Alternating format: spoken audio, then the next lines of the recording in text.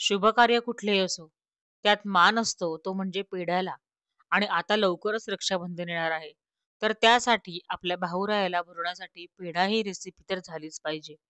म्हणूनच सगळ्यांसाठी खास केशरी पेढा ही रेसिपी आज आपण बघणार आहोत. तर आज आपण हा जो पेढा बनवणार आहोत, त्यामध्ये 2 पौष्टिक असे पदार्थ आपण वापरणार आहोत. ज्यामुळे आपला पेढा पौष्टिकच नाही तर हलव्यापेक्षा देखील खूप छान असा तयार होणार आहे. रेसिपी अगदी सोपी आहे, झटपट होणारी आहे. त्यामुळे व्हिडिओ तुम्ही शेवटपर्यंत नक्की बघा.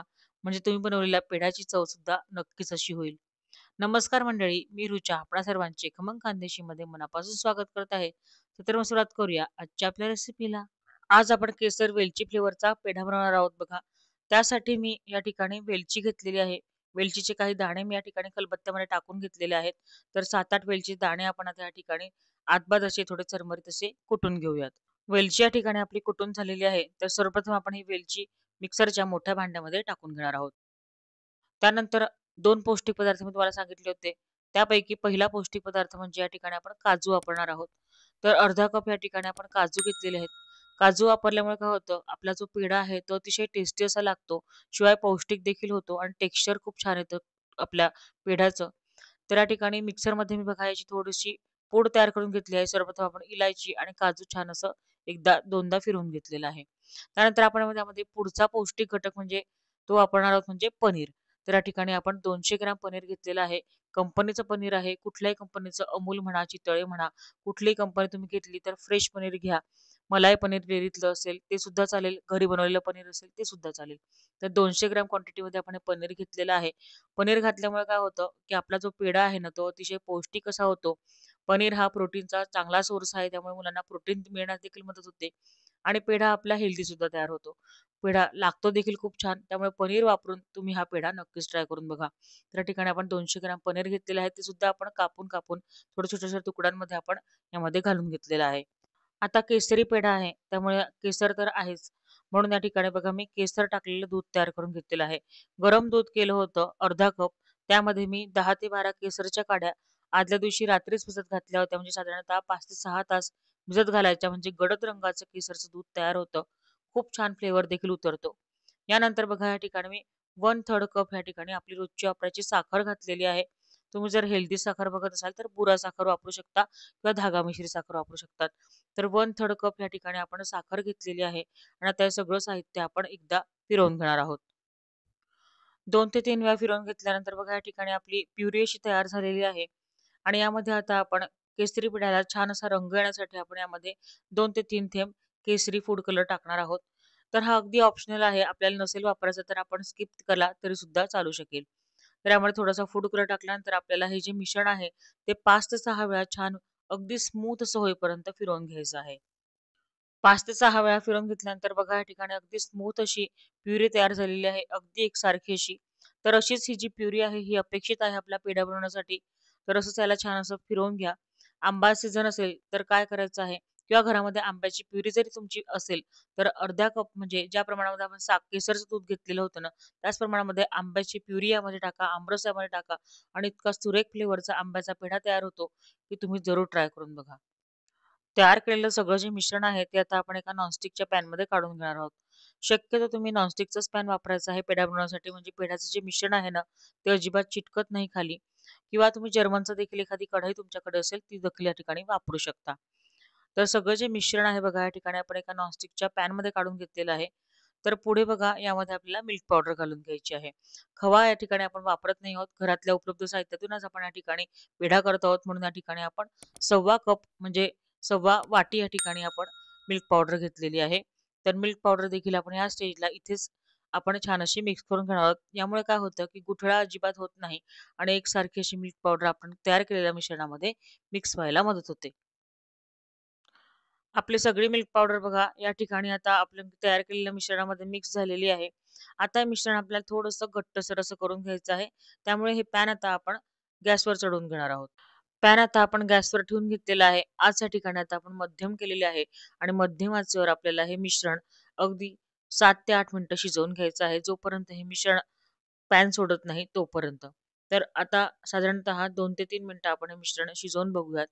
तर हे बघा 2 ते 3 मिनिटं मिश्रण शिजवल्यानंतर आपण बघू शकता, हे मिश्रण साखर घातल्यामुळे थोडंसं असं पातळसर असं झालेलं आहे सुरुवातीला. त्यानंतर ते लगेचच घट्ट व्हायला सुरुवात होते. अजिबात वेळ लागत नाही हा पेढा बनवण्यासाठी.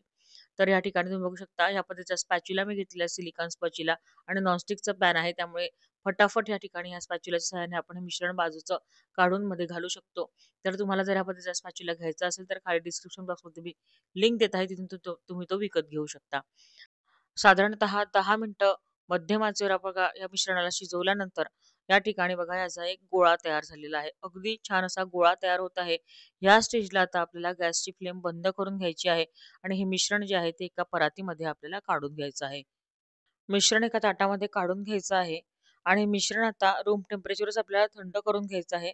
अगदी थंड नाही, परंतु कोमटसर होईपर्यंत हे मिश्रण आपल्याला असंच ठेवायचं आहे.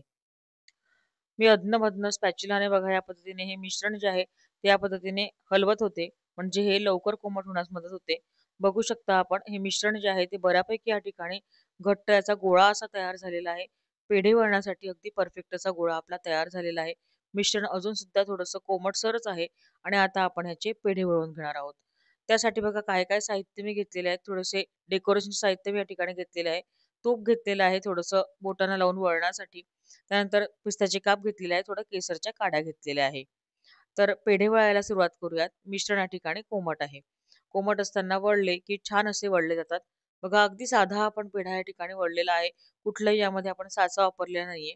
त्यावर छान छोटासा असा पिस्त्याचा काप आणि काही केसरच्या काड्या, कारण केसरचा पेढा आहे म्हणून थोड्याशा केसरच्या काड्या आपण यावर डेकोरेशनसाठी लावून घेतलेल्या आहे. बघू शकता किती सुरेख रंग आलेला आहे आणि किती सुरेख असा हा आपला पेढा दिसत आहे.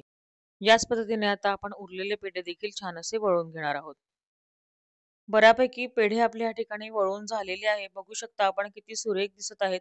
तर या ठिकाणी शेवटचे 2 ते 3 पेढे राहिले आहेत बघा. मी तुम्हाला ते सुद्धा वळून दाखवते. मिश्रण या ठिकाणी खूप छान असे झालेले आहे.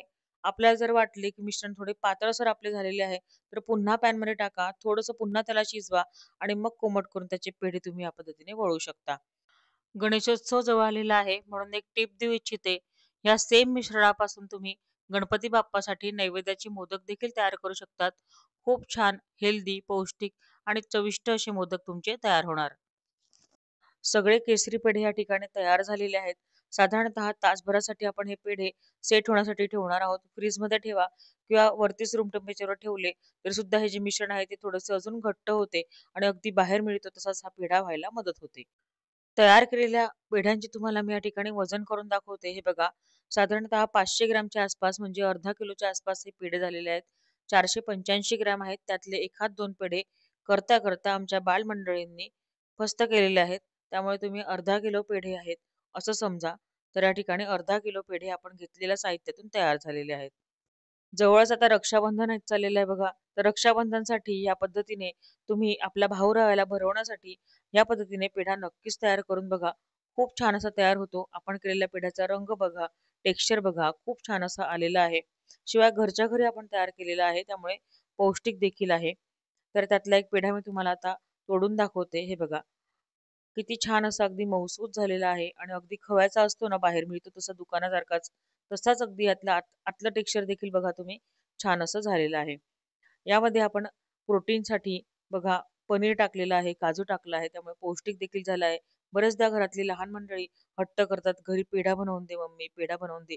त्यावेळेला तुम्ही या पद्धतीचे पेढे बनवू शकता आणि मुलाला अगदी गिल्ट फ्री म्हणजे कुठलाही आपण विचार न करता दिले तरी सुद्धा ते पौष्टिकच पेढे या ठिकाणी आपले होणार आहेत.